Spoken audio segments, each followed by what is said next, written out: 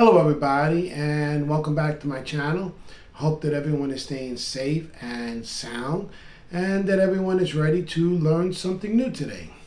But first, if you like what you see, give me a big thumbs up. It helps with the YouTube algorithm. Hit that bell notification so you know when my videos come out. Generally between 3 and 4. Okay? And please, if you like my videos, by all means, subscribe to my channel so you can see all of my videos. So this week is actually spring break. So I have a lot of time this week to do videos because there's no school. So I'm trying to do one every day. So today is Wednesday, April 20th.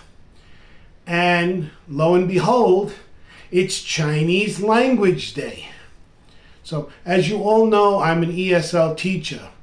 90% of my students are Chinese. So this fits in with what I'm doing really well. Okay, Chinese Language Day is April 20th, 2022. Okay. More than 1 billion people speak Chinese as their first language. That's more than any other population in the world. Yes.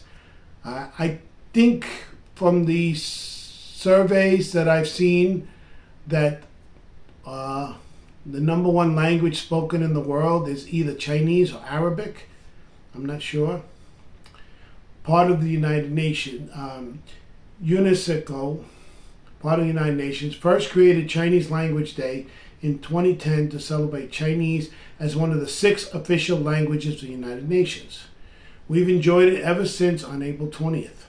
The day also celebrates Kangxi, who invented Chinese characters about 5,000 years ago. Legend says that when Kangxi finished, the gods rained grain upon the earth. So the Chinese language is one of the oldest languages around, that and Arabic. Okay. Chinese Language Day timeline. 2650 BC.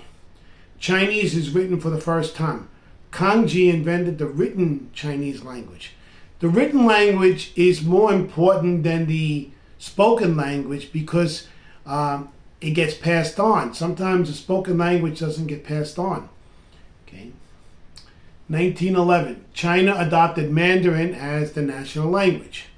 Mandarin became the national language after Dr. Sun Yat-sen overthrew the Qing dynasty.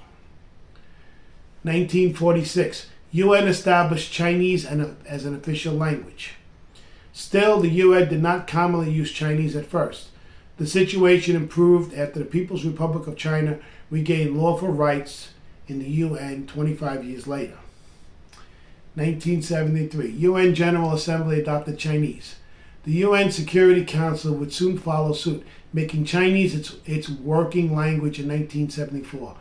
And that's more and more UN officers and staff members began to work with Chinese.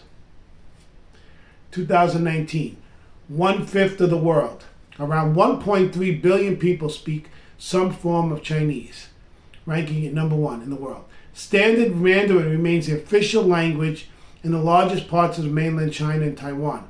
It's also an official idiom of the United Nations. So I don't really use the term Chinese because as language, because Chinese indicates only one spoken language. There's not one spoken language.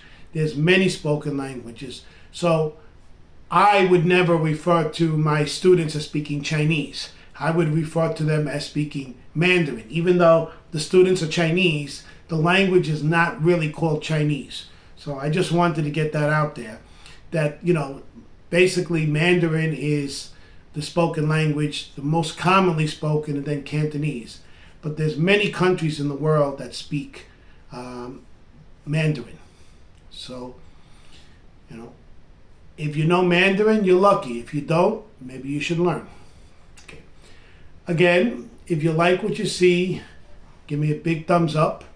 Really helps with the YouTube algorithm. Trust me, it does. Hit that bell notification so you know my videos come out. Generally between 3 and 4. This is a family-friendly channel after all. Occasionally I might do it at different times depending on the situation. And please, if you do like what you see, subscribe to my channel, you know. By doing that, you know, then you could see all of my videos, okay? So I just want to take this time to say, you know, congratulations to my students on having a day for them, because, again, Chinese Language Day focuses on most of my students. Anna and Lime and Wei and Karen, you know, those are all Chinese students. So, you know, again, I just wanted to say hi to my students, as well as Louis. I can't forget about Louis and Jane. I thank you. Stay safe, and I will see you soon.